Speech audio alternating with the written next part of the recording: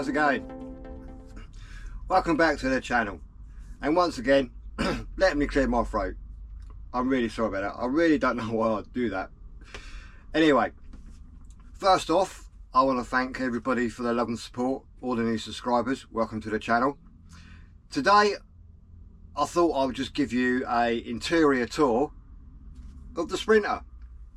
Now loads of people have asked like personal messages and stuff like that, you know, how am I doing and stuff like that. Well, to be fair, I'm doing all right. It has been a few difficult weeks, I won't deny. It's never easy, but this is it. So anyway, this is inside the Sprinter van, so I'll just give you a bit of a tour around, and then you can see, you know, how I've been living and what makes my life a little bit more comfortable, and the thought process through things. So sitting right here, I've just got a table, okay, and all it is on a scaffold leg, so it doesn't move. It would be nice to get a Laguna table, because when you're sitting here, it would be nice for it to like move out of the way, but obviously that's at a later date. So all I've got is a scaffold pole underneath. I'll show you in a second, and that does fine. I can sit here, I can edit, I can watch a film on my laptop. So my laptop is just down here, just a MacBook, and down the side I've got a little 12-volt receptacle that this plugs in, and this is a 65-watt charger. So that just plugs in down here, and then I can just plug my laptop in, if I can see, and that is it. Just open it up, I can sit here, watch whatever. So that's really handy. That's really handy because it was up there, and I sort of moved it because it was cable coming down, was like, it was doing my head in. So I've got a little charger down there, and say it's USB-C, so I can charge my laptop and watch films to my heart content. So all the leg is just a bit of scaffolding, a bit of galvanised scaffolding tube, and just 2 floor mounts basically. So obviously looking at the front, I've swapped out the the double base, and I just got a standard passenger side one off of eBay. I think that cost me 80 quid, and on top of that is a Ford Focus seat. Just a normal standard Ford Focus seat, nothing special. And what I've done, because obviously the Mercedes has a pre-tensioner for the seat belt, I haven't put a resistor in or nothing like that. All I did is I took apart the old seat and I kept the tensioner, and I've left it plugged in. So while we're in the cab, you can sit here. I've got my aux beam controller that I've put 4 things on. I've got like little beacon lights at the back, the auxiliary battery. Basically what I've done, that is a battery heater. The rear fan, which is for both of the DC to DC chargers, and the rear lights, these are for the roof lights. I've got a digital GPS speedo, and that's quite good actually, because since I've been put the big tyres on, the speedo and that are perfectly synced up. So strangely how putting bigger tyres on has made it completely accurate. So phone holder, as soon as the ignition's on, the reverse camera comes on, and that stays on. It's just permanently on. And then I've got just a walkie-talkie radio that sits there, which charges via USB. Standard stereo, which I've put in. If you notice, it's got a CDC button, which is for the compact disc changer. If you actually press and hold that, it comes up with a Bluetooth module that I've put in the back, and I can stream everything from my tablet, which is just a Samsung Galaxy tablet. And then obviously when I had the air system in, I mean it's not connected now, but you could air up and then air down, and then just another switch there, and that tells me how much the battery power is for the van. Also on the battery, which is obviously under there, I've put a Victron smart battery monitor, so it tells me the proper voltage and the temperature of the battery. Obviously I've got air conditioning, because when I wanted another Sprinter I had to have air conditioning. Didn't really care what colour it was, as long as it wasn't white, but it had to have air conditioning and a V6 engine, which has got ogles and ogles of power. So up here it's just like the standard shelving and a dash cam, which is mainly for recording footage whilst driving down the road, and obviously any misdemeanors. Electric windows, blah blah blah. So that's the front. I've put these curtains on here they're from Dunelm. They're heavy curtains and they're perfect at night time. So coming into the kitchen area, I have my 12 volt Shoreline marine fridge freezer. I've had this about 4 years now. Not much in there because I need to go shopping, but it has been absolutely perfect. The only thing that has gone wrong with it was the thermostat, and that was £8 to repair. So 4 years, £8, happy days. And this was fitted to my Ford Transit, and I went everywhere in that Transit. It's never caused me a problem, and I've never switched it off, and now it's been 2 years in the Sprinter. Right, so I have a induction cooktop. I don't really cook much on it because I mainly use my air fryer, and that is all powered from 240 volts by a inverter. So just turn it on, comes out with the voltage, the load, and now there you go. I'll turn it off, but it all comes on. I should leave that locked really, but yeah, there you go. So that's, I've got a little sink. Oh, dishes are in there. So a little sink, and this bowl, I put a little bowl in there basically because it's quite a deep sink, and if you put hot water in there it goes cold quite quickly. So all I did is I bought this bowl from Tesco's, £3, heated it up a little bit and made it to the size of the sink there. I've got running cold water. I haven't got round to putting hot water yet. That's on the cards. So here I've got some condiments, got my toothbrush, toothpaste, scrubbing brush, and obviously trimmer, bit of washing up liquid, and a juicer. Got a magnetic rail for knives, forks, everyday sort of stuff. And then moving up, I've got my coffee, sugar, and my Jetboil. And then up here I've got a little Smirnoff Sine, which is pretty cool because as soon as I open the door it comes on. Oh, Teddy, come on, come in. Teddy, up. Oh, he bolted. So under here, underneath the kitchen, I've got a little drawer, and that's where my Jetboil sits, and my wash bags.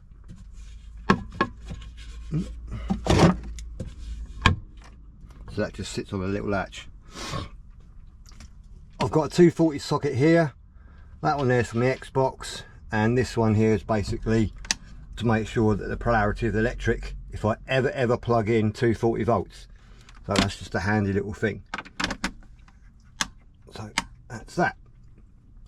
My Kenwood amplifier, which isn't wired up yet.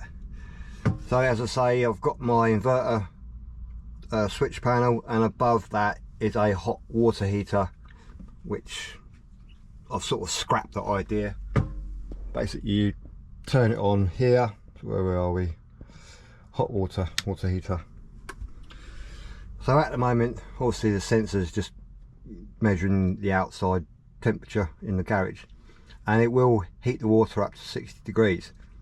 The idea behind that was the excessive solar, which is connected to the Victron 712 BMV up here. This has a built-in relay, a 20 amp relay. That then goes to a 200 amp relay, which is connected to that. So what happened, as we are at the moment, the battery is 100% fully charged.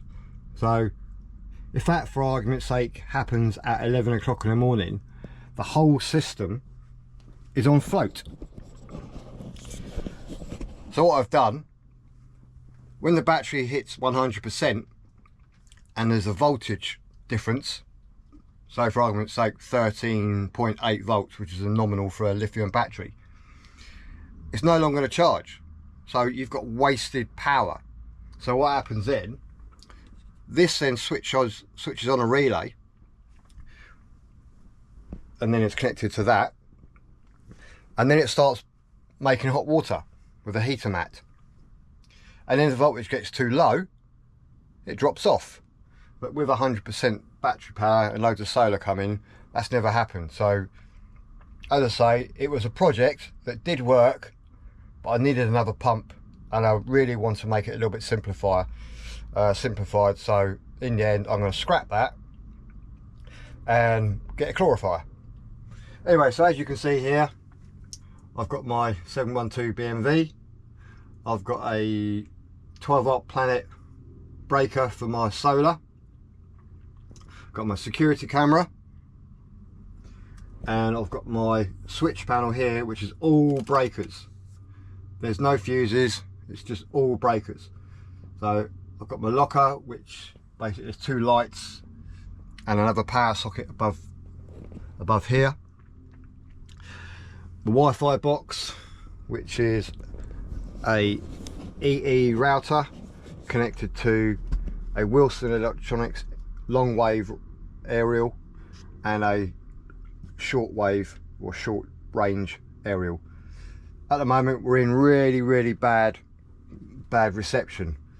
Normally you don't get any reception whatsoever, but it's still bringing 1 bar, which is good enough for streaming and everything. Carbon monoxide, CO, and what I was going to say, my switch bot. Now this little gadget is connected to her and the Apple version Siri, so I can then tell my Max Air fan to come on by just saying Alexa, fan on, and then that'll come on. Not bad. Alexa, fan off. So there you go. I've also connected the switch bot to a bot switch, which is then connected to a second remote control for my Chinese diesel heater. So if I say Alexa, heater on, and the little micro switch would turn on, and then the heater will come on. So there you go, the heater is now on. I'll just turn that straight off. I've only done that to turn it on because if it's cold, then I can be wherever and I can just say to my phone, hey Siri, and it would do exactly the same. And obviously wherever there's phone signal, the van's got its own built-in Wi-Fi, that switches on. Wi-Fi is already turned on. Yep, sorry about that Siri. So I've got my chest of drawers here, and that's just got like socks and pants and stuff like that. And then there's 2 other drawers there, and they've got t-shirts and jumpers and trousers.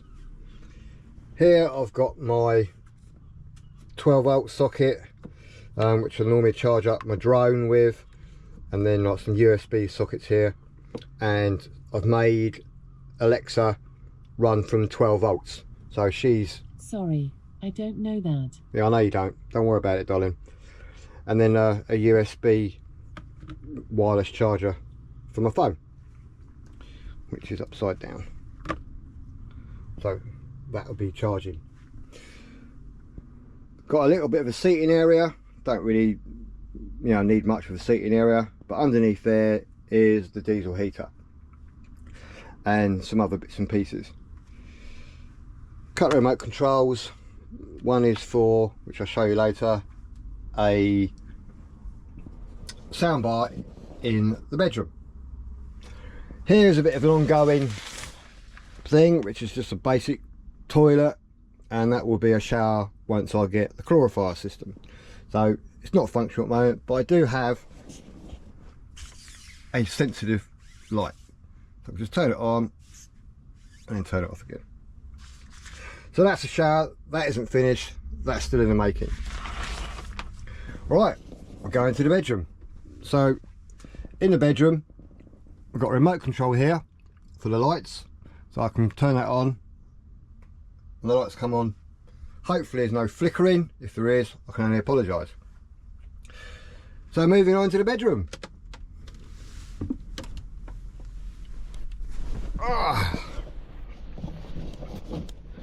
Right, massive double bed. This is obviously above the garage. Got an iPad there, spare one, favourite film. Moving round, 24-inch TV with my Xbox in the corner.